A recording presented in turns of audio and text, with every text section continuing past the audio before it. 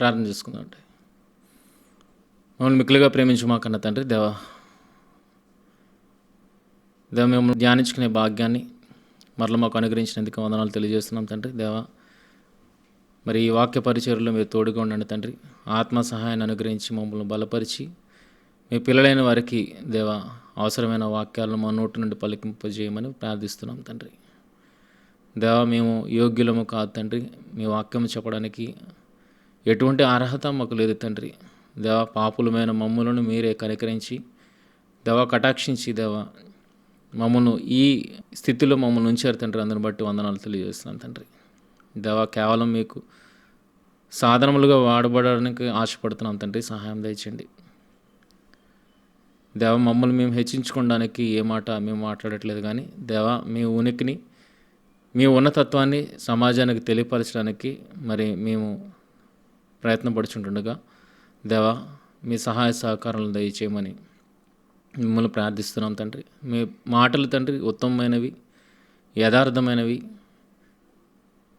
దేవా, గొప్పవి తండ్రి దేవా. మరి అలాంటి మాటలను మీ పిల్లల హృదయాలను చూపించగలిగే ఆ సామర్థ్యాన్ని మాకు దయచేయండి తండ్రి. ఎంత విలువైన మాటలో అంత విలువైన వాటిగా మేము ప్రకటించగలిగే స్థితిని మాకు అనుగ్రహించండి. మరలా ఏలియా గారి సందర్భం గురించి మేము మాట్లాడబోచుంటుండగా దేవా, అపవాది ఏ రకంగానూ మా మాటల్లోనికి చొచ్చి తండ్రి ఉద్దేశాన్ని మార్చేవాడిగా ఉండకుండా మీరు ఏదైతే ఉద్దేశాన్ని కనపరుస్తున్నారో తండ్రి, మీ పిల్లలకి ఏదైతే తెలియపరచడానికి ప్రయత్నిస్తున్నారో దేవా, దానినే మా నోటి ద్వారా మేము పలుకున్నట్లు దేవా ఆత్మ సహాయాన్ని ఇచ్చి మమ్మల్ని నడిపించమని, ఎటువంటి ఆటంకము కలగకుండా దేవా, కరెంటు విషయంలోనూ ఇంటర్నెట్ విషయంలోనూ తండ్రి ఎటువంటి ఆటంకము కలగకుండా దేవా ప్రతి మాట తండ్రి మీ పిల్లలైన వారికి చేరగలిగేటట్లు సహాయం అనుగ్రహించమని, మహిమ ఘనత ప్రభావాలు మీకు ఆరోపిస్తూ యేసుక్రీస్తు వారి అతి శ్రేష్టమైన నామములో ఈ ప్రార్థన మనవులు అడిగి వేడుకుంటున్నాం మా తండ్రి, ఆమేన్. మొదటిగా దేవుడిచ్చిన గొప్ప తరుణాన్ని బట్టి ఆ దేవాది దేవునికి క్రీస్తు వారి పేరట కృతజ్ఞతాస్తుతులు తెలియజేస్తున్నాను. అలాగే కూడి వచ్చిన మీ అందరికీ కూడా మన ప్రభు అయిన యేసుక్రీస్తు వారి నామాన్న నా హృదయపూర్వక ధన్యవాదాలు మీకు తెలియజేస్తున్నాను. మరి గత వారం మనం మాట్లాడుకున్నాం ఏలియా ప్రస్థానం గురించి. సమాజంలో ఏలియాను గురించిన విషయం ఎలా బోధింపబడుతుంది అన్నది గత వారం మనం చర్చించుకున్నాం. ఒక సందర్భాన్ని చూపించి ఏలియా భయపడి పారిపోయాడు, తన ప్రాణాన్ని కాపాడుకోవడానికి కృంగిపోయాడు, డిప్రెషన్లోనికి వెళ్ళిపోయి మరణాపేక్ష కలిగిన వాడే చావాలని ఆశపడ్డాడు అని ఆ వచనాన్ని చదువుతున్న వారు ఇదిగో ఈ రకంగా బలహీనపడ్డాడు ఏలియా అని మాట్లాడడం జరుగుతుంది. అయితే ఏలియా ఆ సందర్భంలో బలహీనపడ్డా, భయపడ్డా, లేకపోతే ఏం జరిగింది అన్న సందర్భాన్ని ఆలోచిస్తూ మనం ముందుకు వెళ్ళడం ప్రారంభించాం. అయితే చూడగలిగితే బైబిల్లో ఒక మాట ఉంది. గత వారం మనం మాట్లాడుకున్నాం యాకోబు పత్రికలో నీతిమంతుని ప్రార్థన మనఃపూర్వకమైనదే బలము గలదేయుండును అని మనం మాట్లాడుకున్నాం. అలాంటి నీతిమంతుడు దేనికి జడవడు అని మనం సామెతలు గ్రంథం 28వ అధ్యాయం 1వ వచనంలో చూసాం. మరొక వచనాన్ని మనం చూడగలిగితే సామెతలు 24వ అధ్యాయం 10వ వచనం మనం చూడగలిగితే శ్రమ దినమున నీవు కృంగిన ఎడల, శ్రమ దినమున నీవు కృంగిన ఎడల నీవు చేతకాని వాడవగుదువు. ఒకవేళ ఏలియా ఈ మాట ప్రకారం మనం తీసుకోగలిగితే ఏలియా నిజంగా శ్రమ కలిగినప్పుడు తన ప్రాణం మీదకి వచ్చినప్పుడు పారిపోయి తను తాను కాపాడుకోవాలన్న ఉద్దేశంలోని పారిపోయి చివరికి డిప్రెషన్కి గురయ్యి తాను మరణించాలన్న ఆపేక్ష కలిగిన వాడుగా ఉన్నాడు అని అంటే గనక అది కృంగుబాటే. తనకు కలిగిన శ్రమను బట్టి కృంగినవాడు ఏమవుతాడనుంది, చేతకాని వాడుగా నిలిచిపోతాడంట. ఒకవేళ నిజంగా ఏలియా శ్రమను చూచి కృంగిపోయిన వాడైతే అతను ఈ వాక్యాన్ని బట్టి ఏమవ్వాలి, చేతకానివాడు అవ్వాలి. మరి అలాంటి చేతకాని ఏలియాని దేవుడు ఆనాడే విసర్జించకుండా ఎందుకు తనని ఇంకా కొనసాగనిచ్చాడు? ఎలీషాని ఎన్నుకోమన్న తర్వాత ఎలీషా తన దగ్గర సుమారుగా ఒక 10 సంవత్సరాలు శిష్యరికం చేసినట్టుగా, ఆయనకు పరిచారకుడిగా ఉన్నట్లుగా మనం వాక్యంలో చూడగలుగుతున్నాం. ఒకవేళ చేతకాని వాడైతే ఇంకనూ దేవుడు తనకు బాధ్యతలను ఎందుకు అప్పగిస్తాడు? హజాయేలుని అభిషేకించు సిరియా దేశం మీద, యెహూని అభిషేకించు ఇజ్రాయెల్ రాజ్యం మీద, నీకు మారుగా ప్రవక్తగా ఉండినట్లు ఎలీషాను నువ్వు అభిషేకించు అని ఆయనకు మళ్ళా బాధ్యతలు అప్పగించడం మనం చూడగలుగుతున్నాం. ఒకవేళ చేతకాని వాడైతే గనక దేవుడు మళ్ళీ బాధ్యతలు అప్పగించడు కదా. అంటే సందర్భాన్ని మనం తప్పుగా అర్థం చేసుకుంటున్నాం ప్రియమైన వాళ్ళ. జరిగిన సందర్భం ఒకటైతే మనం దాన్ని వేరేగా అర్థం చేసుకొని వేరేగా ఉపదేశించడం ప్రారంభిస్తున్నాం. ఒకవేళ నిజంగా చేతకాని వాడైతే దేవుడు ఇన్ని పనులను ఆపాదించడే, ఆయనకి ఇవ్వడే. ఒకవేళ నిజంగా చేతకాని వాడైతే ఆయన గురించిన ప్రస్తావన అక్కడితో ఆగిపోవాలి. కానీ తరాలు గడుస్తున్నా కూడా ఏలియాను గురించిన ప్రస్తావన ఎక్కడా ఆగలేదు. దేవుడు ఏలియాను జ్ఞాపకం చేసుకుంటున్నట్టునే ఉన్నాడు. మరి దేవుడు జ్ఞాపకం చేసుకుంటూ వస్తున్నాడు. అలాగే ఎలీషా దేవుణ్ణి అడిగినప్పుడు ఏలియా దేవుడు ఎక్కడ ఉన్నాడు అని అడిగినప్పుడు వెంటనే దేవుడు సమాధానం ఇచ్చినట్లుగా మనం చూస్తున్నాం. ఎవరి దేవుడు అని వింటున్నాం? ఏలియా దేవుడు ఎక్కడ ఉన్నాడు అని ఎలీషా అడిగినప్పుడు వెంటనే ఇదిగో నేను నీతో కూడా ఉన్నానని దేవుడు సమాధానం ఇవ్వడాన్ని బట్టి ఏలియా ఎంతటి గొప్పవాడు అన్న విషయం మనకు అర్థమవుతుంది. గనక శ్రమలకు ఆయన కృంగిపోలేదు, ఆయన చేతకాని వాడు కాదు, రోషము గలవాడైన ఏలియా అని బైబిల్ నొక్కి ఒక్కానిస్తుంది ప్రేమని వల్ల. రోషము గలవాడైన ఏలియా. రోషము గలవాడు తాడో పేడో తేల్చేసుకుంటాడే కానీ భయపడి పారిపోయే రకం కాదు ప్రియమైన వాళ్ళరా. ఏలియా చేసిన ఆ గొప్ప కార్యం మనకు తెలుసు. 400 మంది బయలు ప్రవక్తలు ఉంటారు, 450 మంది ఆషేరా దేవి ప్రవక్తలు ఉంటారు, ఇజ్రాయెల్ జనాంగం ఉంటుంది, ఆహాబు రాజు ఉంటాడు. వీళ్ళందరూ ఒక పక్క అయితే ఏలియా ఒక పక్క నించొని రోషము కలిగిన వాడుగా తేల్చేస్తాడు. ఎవరు దేవుడు? మీరు నమ్ముకున్నవాడు నిజమైన దేవుడా, లేకపోతే యెహోవా దేవుడు నిజమైన దేవుడా అని తేల్చి పడేస్తాడు ప్రియమైన వాళ్ళ. అంటే ఎంత రోషం కలిగిన వాడు ఒకసారి ఆలోచించండి. రోషము కలిగిన వాడు భయపడ్డు. రోషము కలిగిన వాడు సింహం వలె విజృంభిస్తాడు. సింహం ఎవరికైనా భయపడుతుందో ఆలోచించండి. సింహం ఎవరికి భయపడదు. అలాగా రోషము కలిగిన వాడు ఎవరికి భయపడ్డు. ఎటువంటి పరిస్థితులకు తల వంచడు. తాడో పీడో తేల్చుకోవాలని ఆశపడతాడు. అలాంటి రోషము కలిగిన ఏలియా ఆ సందర్భంలో ఎందుకు మనం అలా అర్థం చేసుకుంటున్నాం? ఇదిగో ప్రాణాన్ని కాపాడుకోవడానికి పారిపోయి కృంగుబాటుకు గురై డిప్రెషన్కి గురై చావగోరుతున్నాడు అంటే మనలాంటి వాడే ఏలియా అని చెప్తున్నారు. నిజంగా మనలాంటి వాడా ఏలియా? నిజంగా మనలాంటి వాడండి? చూడండి యాకోబు పత్రికలో ఎంత చక్కగా ఉందో. యాకోబు పత్రిక 5వ అధ్యాయం 16వ వచనం. యాకోబు పత్రిక 5వ అధ్యాయం 16వ వచనం నుండి చూడండి ఏముందో. నీతిమంతుని ప్రార్థన, నీతిమంతుని విజ్ఞాపన మనఃపూర్వకమైనదే బహుబలము గలదే యుండును. నీతిమంతుని విజ్ఞాపన మనఃపూర్వకమైనదే బహుబలము గలదే యుండును అని అంటే ఆ కిందనే ఏలియా గారిని గురించిన ప్రస్తావన యాకోబు గారు తెస్తున్నారంటే పైన ఏలియా గారు ఎలాంటి వాడని చెబుతున్నాడు? నీతిమంతుడు అన్న విషయాన్ని చెప్తున్నాడు. నీతిమంతుడు అన్న విషయాన్ని చెప్తున్నాడు ప్రేమల. అలాంటి నీతిమంతుడైన ఏలియా చూడండి ఏం చేశాడు కిందన. ఏలియా మన వంటి స్వభావము గల మనుషుడే, వర్షింపకుండునట్లు అతడు ఆసక్తితో ప్రార్థన చేయగా 3.5 సంవత్సరముల వరకు భూమి మీద వర్షింపలేదు. ఆయన ఆసక్తితో ప్రార్థన చేయగా. ఈరోజు అలాంటి ఆసక్తి మన ప్రార్థనలో ఉందంటారా? ఈరోజు ఏదైనా ప్రార్థన చేసామనుకోండి, ఏంటి జరగట్లేదు అని మనమే అపనమ్మకంలో వెళ్ళిపోతాం. మనలాంటి స్వభావం కలిగిన మనిషి ఏలియా, కానీ మనలాంటి వాడు కాదు. మనం ప్రార్థన చేస్తాం, ప్రార్థన మీద ఆధారపడి బ్రతకం. దేవుడు ఏంటి ఇంకా కార్యం చేయట్లేదు, కానీ ఏలియా అలాగ చేయలేదు ప్రేమ. నిజంగా దేవుడు చేయగల సమర్థుడు అని చెప్పి తను శ్రద్ధగా ప్రార్థన చేశాడు. ఏదైనా పనిని మనం శ్రద్ధగా చేస్తానంటే దాని అర్థం ఏంటి? దాని నుండి ఫలాన్ని ఆశించే కదా. అంటే ఖచ్చితంగా ఫలం వస్తుందన్న దానితోనే మనం శ్రద్ధగా పని చేస్తాం. అలాగే ఏలియా గారు శ్రద్ధగా ప్రార్థన చేశారు అంటే ఖచ్చితంగా ఆయన ఏమని నమ్ముతున్నాడు? ఖచ్చితంగా దేవుడు ఈ ప్రార్థనకు సమాధానాన్ని ఇస్తాడు.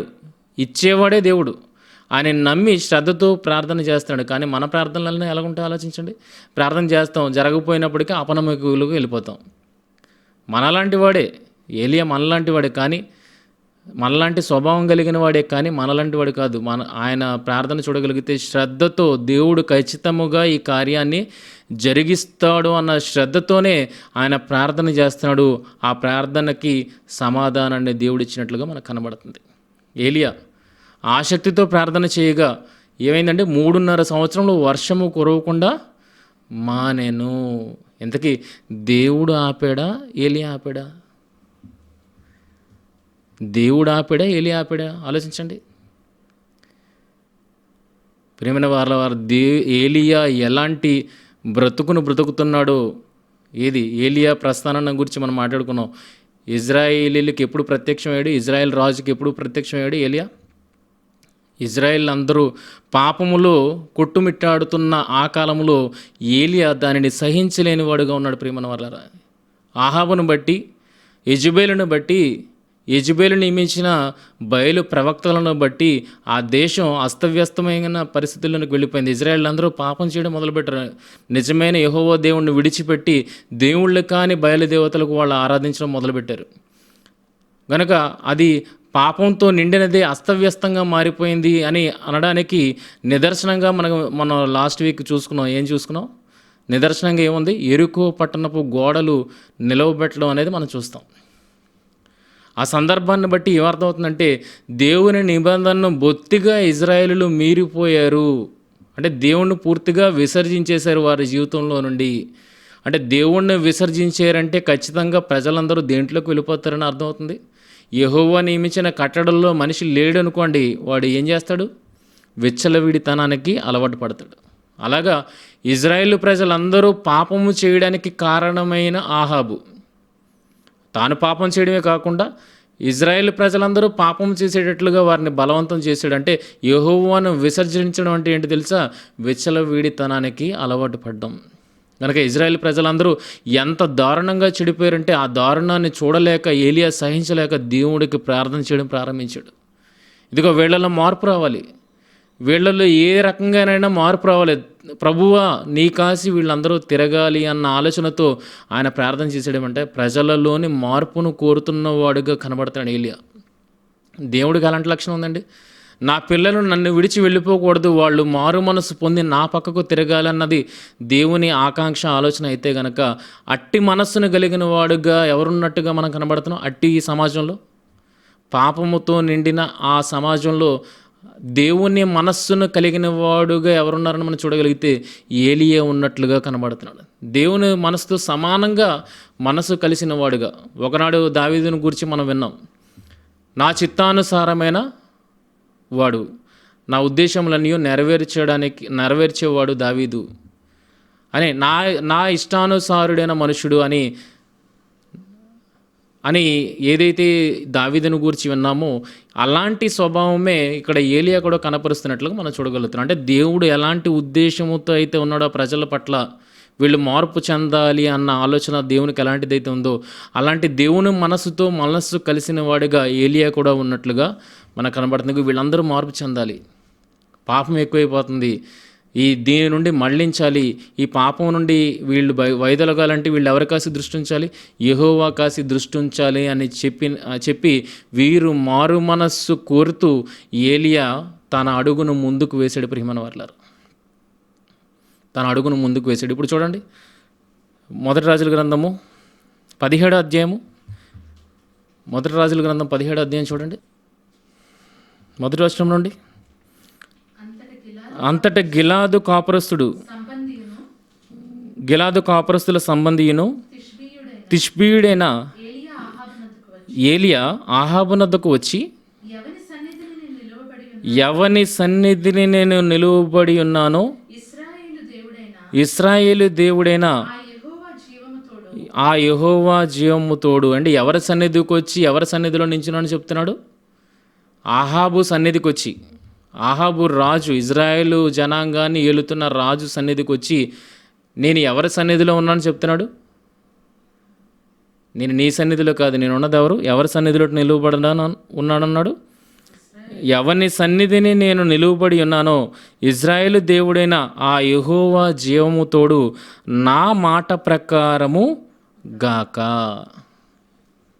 నా మాట ప్రకారము గాక. ప్రవక్తలందరినీ చూడండి, ప్రవక్తలందరినీ, మిగిలిన ప్రవక్తలందరినీ చూడండి. వాళ్ళు ఇజ్రాయేలు ప్రజలతో దేవుడు మాట్లాడమన్నప్పుడు ఏమని మాట్లాడేవారంటే, ఇదిగో యెహోవా సెలవిచ్చిన మాట ఏదనగా అని మనం ప్రవక్తల నోట వింటాం. ఇది నా మాట కాదు, ఇది యెహోవా మిమ్మల్ని గురించి సెలవిచ్చిన మాట ఏంటంటే అని ప్రవక్తలు ఎవరైనా స్టార్ట్ చేస్తారు. కానీ ఇక్కడ నేను ఎవని సన్నిధిని నేను నిలువబడి ఉన్నానో ఇజ్రాయేల్ దేవుడైన ఆ యెహోవా జీవముతోడు నా మాట ప్రకారం అన్నాడు. యెహోవా మాట అనలేదు, నా మాట ప్రకారం అన్నాడు. అంటే దేవునికి మనసు ఉంది, వీళ్ళందరూ మార్పు చెందాలన్నది దేవుని మనసు. ఆ మనసుతో మనసు కలిసిన వాడుగా ఏలియా కూడా ఉన్నాడు. వీళ్ళందరూ మార్పు చెందాలి, పాపంలోనికి వీళ్ళు వెళ్ళిపోతున్నారు గనక వీళ్ళని గురించి దేవుణ్ణి ఏదైనా అడగాలి, లేకపోతే ఏదో ఒక స్టెప్ నేను తీసుకోవాలని ఏలియా ముందస్తుగా వెళ్ళినట్లుగా మనకు కనబడుతుంది. చూడండి, ఇజ్రాయేలు దేవుడైన ఆ యెహోవా జీవముతోడు నా మాట ప్రకారము గాక, నా మాట ప్రకారము గాక అన్నాడు. నా మాట ప్రకారము గాక అంటే నా మాట ప్రకారం అవ్వాలి అని, ఏది అవ్వాలి అని చెప్తున్నాడు. గాకన్న తర్వాత ఈ సంవత్సరములలో మంచైనను వర్షమైనను పడదని ప్రకటించెను. నా మాట ప్రకారము గాక ఏంటి, ఎంత ఆలోచించండి. దేవుని దగ్గర విచారణ చేయకుండానే తాను ఒక డెసిషన్కి వచ్చేసినట్టు మనకు అర్థమవుతుంది. ఇలాంటి సందర్భం చరిత్రలో ఒకటి జరిగింది ప్రియమన్నారు. ఇలాంటి సందర్భం చరిత్రలో ఒకటి జరిగింది. ఏంటని చూడగలిగితే, యెహోషువ కాలంలో దేవునిని అడగక ముందే యెహోషువ ఒకటి కోరిక దేవుణ్ణి అడిగేస్తాడు. అది ఎవరి మేలు విషయమే? దేవుని ప్రజలైన ఇజ్రాయేలీల మేలు విషయమే. యెహోషువ ముందే దేవుని దగ్గర విచారణ చేయకుండానే దేవుణ్ణి ఒక వరాన్ని కోరుతున్నట్లుగా మనకు అక్కడ కనబడుతుంది. యెహోషువ గ్రంథము 10వ అధ్యాయం 14వ వచనంలో మనకు ఉంటుంది. చూడండి, యెహోషువ గ్రంథము 10వ అధ్యాయం 14వ వచనంలో 12 నుండి, యెహోవా ఇశ్రాయేలీయుల ఎదుట అమోరీయులను అప్పగించిన దినమున ఇశ్రాయేలీయులు వినుచుండగా యెహోషువ యెహోవాకి ఈ రకంగా ప్రార్థన చేశాడు. సూర్యుడా నీవు గిబియోనులో నిలువుము, చంద్రుడా నీవు అయ్యాలోను లోయలోను నిలువుము. జనులు తమ శత్రువుల మీద పగ తీర్చుకుని వరకు సూర్యుడు నిలిచెను, చంద్రుడు ఆగాను. ఇది ఎవరి ఆలోచన అండి? ఇది యెహోషువ ఆలోచన, దేవుని పక్షాన ఉన్న యెహోషువ ఆలోచన, అయితే దేవుడు తీసుకున్న నిర్ణయమా? దేవుని పక్షాన యెహోషువ తీసుకున్న నిర్ణయం. దేవుని దగ్గర విచారణ చేయకుండా నేను ఒక నిర్ణయాన్ని తీసుకున్నాడు. ఎవరి పక్షాన? ఇదిగో నీ ప్రజలైన వారిని నేను కాపాడాలి గనక దేవుడు ఈ సహాయాన్ని నాకు చెయ్యి. ఇగో వీళ్ళని ఈ సూర్యాస్తమయం అవ్వక ముందే వీళ్ళందరినీ హతము చేసేస్తాను గనక ఈరోజు సూర్యాస్తమయం జరగకూడదు అని యెహోషువ ప్రార్థన చేశాడు. ప్రియమైన వల్ల తన మాటగా చెప్పేశాడు. అయితే తర్వాత చూడండి, దేవుడు మనసు కలిసిన వాడుగా యెహోషువ ఉన్నట్లుగా మనకు కనబడుతుంది. తర్వాత చూడండి, సూర్యుడు ఆకాశ మధ్యమున నిలిచి ఇంచుమించు ఒక నాడల్లా అస్తమింప త్వరపడలేదు. యెహోవా ఒక నరుని మనవి వినిన ఆ దినము వంటి దినము దానికి ముందే కానీ దానికి తర్వాతనే కానీ ఉండలేదు. ఏంటి, ఎవరి మనం ఆలకించడం ఉంది? యెహోషువ దేవుని మాటనే చెప్పాడా, లేకపోతే యెహోషువ తీర్మానం తీసుకున్న తర్వాత దేవుడు దాన్ని అంగీకరించి దాన్ని అమలు చేశాడా? మనం ఆలోచించగలిగితే యెహోషువ ముందే తీర్మానాన్ని తీసుకున్నాడు, ఇది జరిగిపోవాలి దేవుడా అనేసి. దేవుడు అలాగే జరిగించాడు.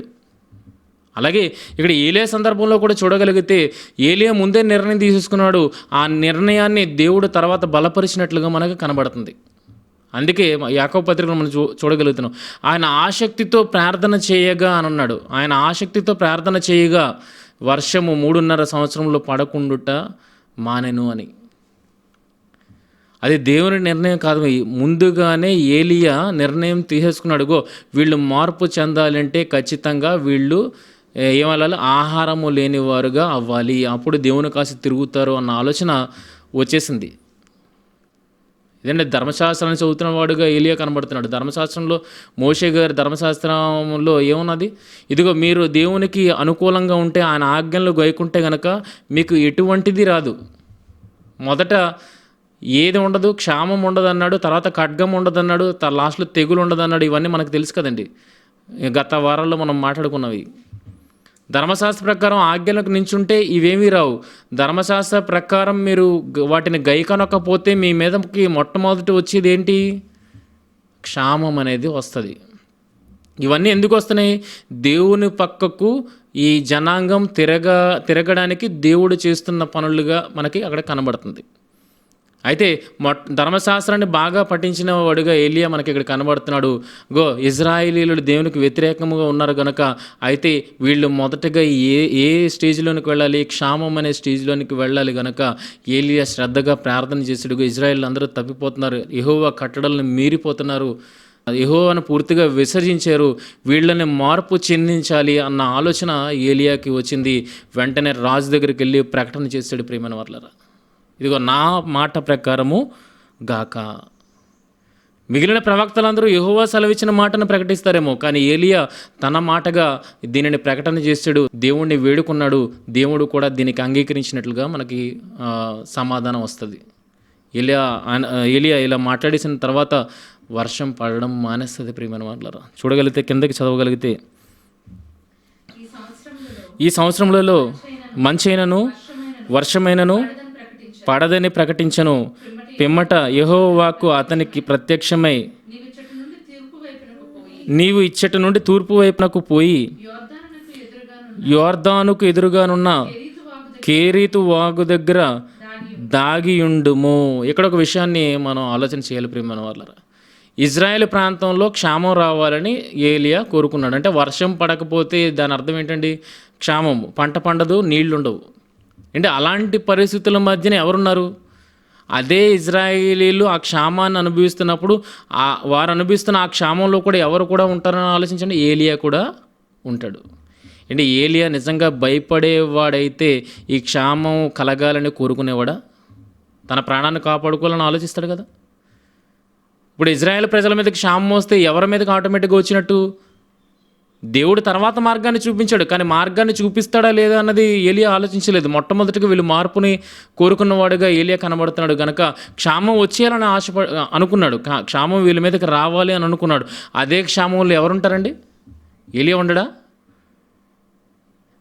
ఏలియా ఉంటాడు. ఆ క్షామంలో నేను కూడా బాధపడినా పర్లేదు, నా ప్రాణం పోయినా పర్లేదు, కానీ వీళ్ళ మార్పు చాలా ముఖ్యము అని అనుకున్నాడంటే ఏలియా ప్రాణానికి భయపడిన వాడు. ఆలోచించండి, ప్రాణానికి భయపడిన వాడైతే క్షామం వచ్చేటట్లుగా కోరుకోడు. ప్రాణానికి భయపడేవాడైతే రాజు సముఖానికి వెళ్ళి దేవుడు సెలవివ్వకుండానే ఈయన వెళ్ళి తన మాటగా దాన్ని ప్రకటించేవాడే కాదు. ఎంత గట్స్ ఉండాలంటే రాజు ముందుకెళ్ళి మాట్లాడడానికి. కనుక ఆలోచించండి, అదే క్షామంలో ఈయన కూడా బలవచ్చు, కానీ తన ప్రాణాన్ని కాపాడుకునేవాడుగా అక్కడ కనబడట్లేదు. తన ప్రాణం పోయినా పర్లేదు, ఇజ్రాయెల్ మార్పు అనేది ప్రధానమైన అనుకున్నాడు గనుక తను శ్రద్ధగా ప్రార్థన చేశాడు. ఖచ్చితంగా దేవుడు దానిని నెరవేర్చాడు. ఈరోజు నా ప్రార్థనలు అలాగుంటే ఆలోచించండి, దేవుడు చేస్తాడని నమ్మకం మనకు ఉంటుందా? కాస్త లేట్ అయ్యేటప్పటికి ఇదిగో అపనమ్మకంలోనికి మనం వెళ్ళిపోతాం, దేవుని మీద ఆధారపడిన వారిగా మనం వెళ్ళిపోతాం.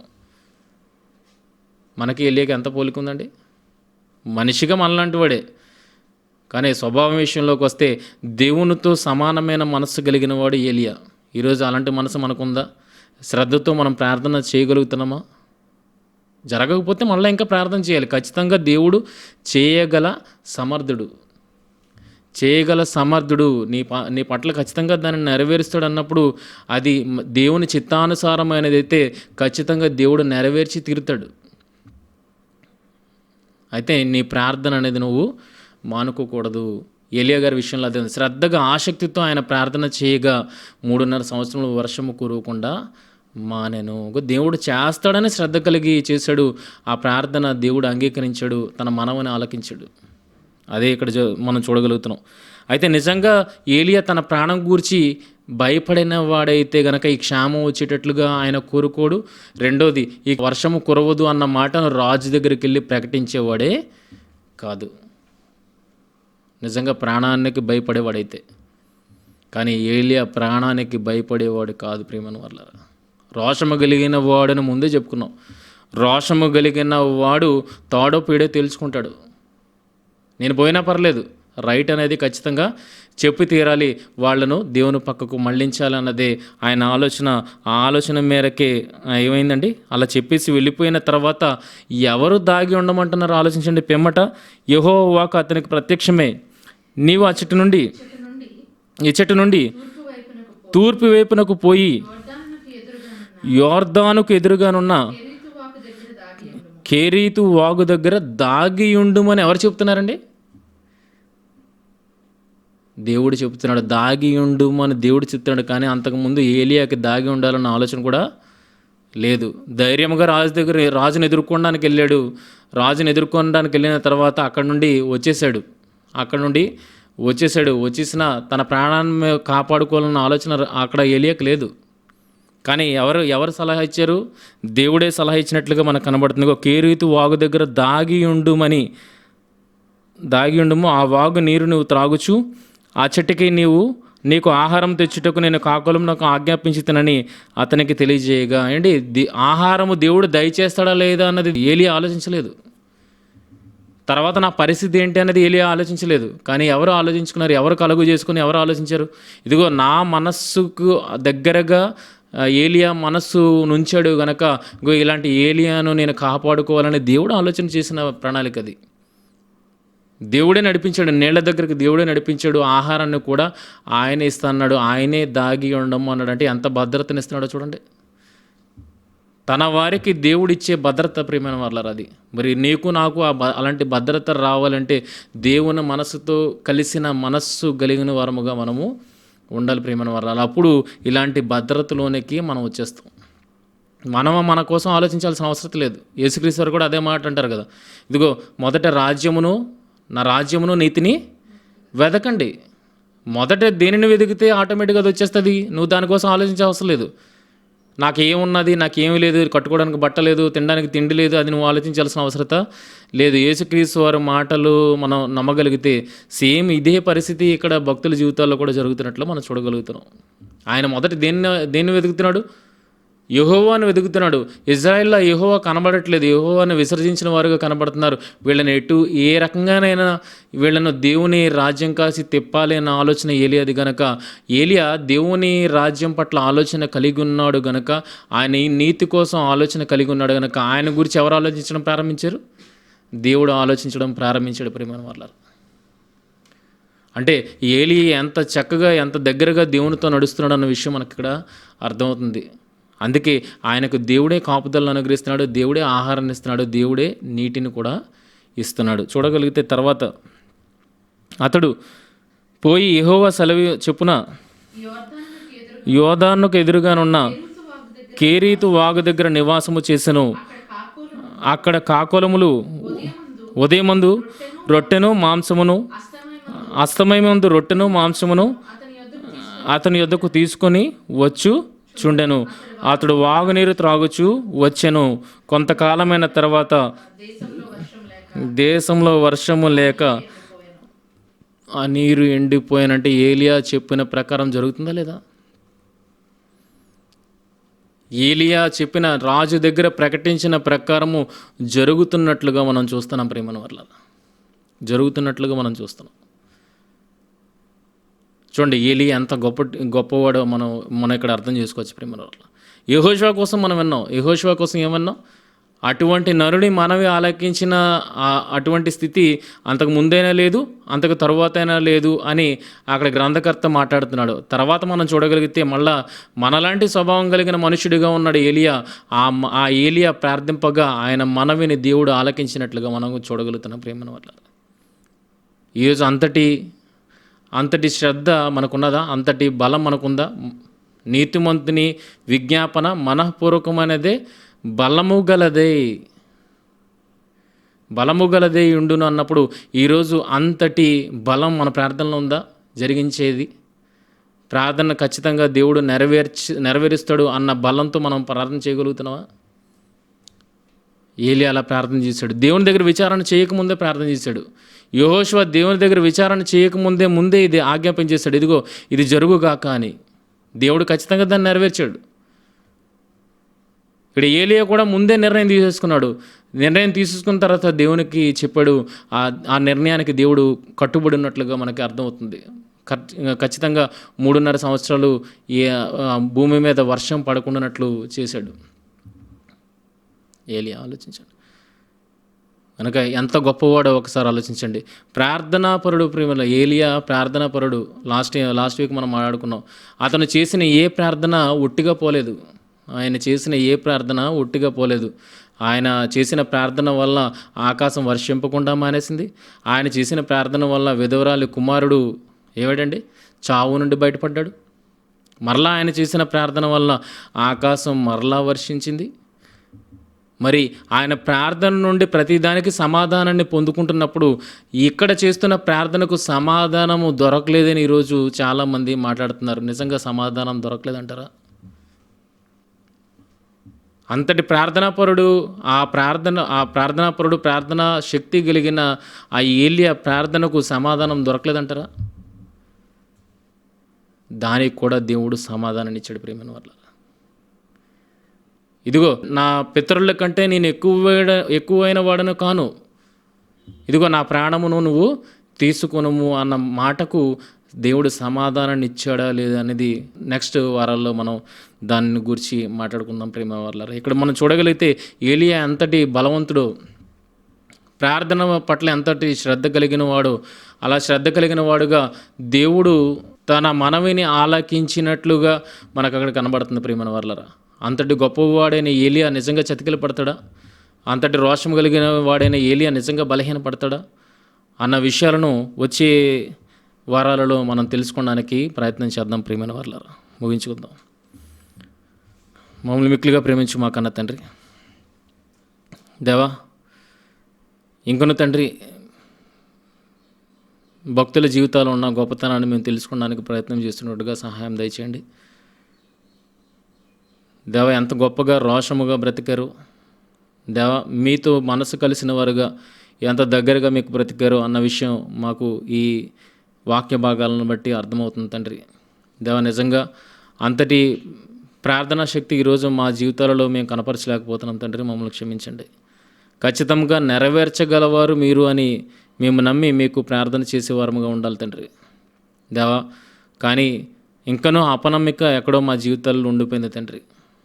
అంటే మీకు సాధ్యము కాదన్న ఆలోచన మాలో ఎక్కడో ఉండిపోయింది తండ్రి దేవా. దాన్ని తొలగించమని మిమ్మల్ని ప్రార్థిస్తున్నాం తండ్రి దేవా. సర్వాన్ని చేయగల సమర్థులు మీరు తండ్రి. ఎందుకంటే మేము లేకముందు ఈ సృష్టిని చేసిన వారు దేవా, ఈ భూమిని చేసిన వారు మీరే తండ్రి. భూమిని, సముద్రాలను అన్నింటినీ మీరు చేసిన వారు మీరే తండ్రి. అంటే లేని వాటి నుండి ఉన్న వాటిని రప్పించగల మీరు దేవా, దేనినైనా చేయ సమర్థులు అని ఒకనాడు అబ్రహాము విశ్వసించినట్లు మేము కూడా విశ్వసించగలిగే స్థితిని మాకు అనుగ్రహించండి. నిజంగా ప్రతి ప్రార్థనకు సమాధానాన్ని మీరు ఇస్తారు. అది మీ చిత్తానుసారమైనది అయితే ఖచ్చితంగా మీరు సమాధానాన్ని ఇస్తారని దేవా ఏలియా సందర్భాన్ని బట్టి మాకు అర్థమవుతుంది తండ్రి దేవా. అంతటి గొప్ప విశ్వాసము కలిగిన వారుగా మిమ్మల్ని ప్రార్థించి దేవా మీ నుండి సమాధానాలు పొందుకునే స్థితిలో మేమందరము ఉండేలాగున మమ్మల్ని బలపరచమని దేవా.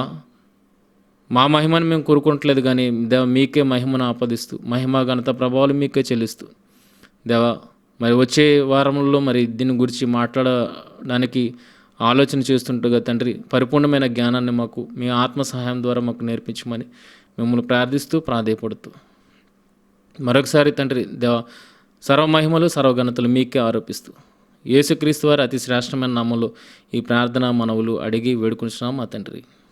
ఆమేన్.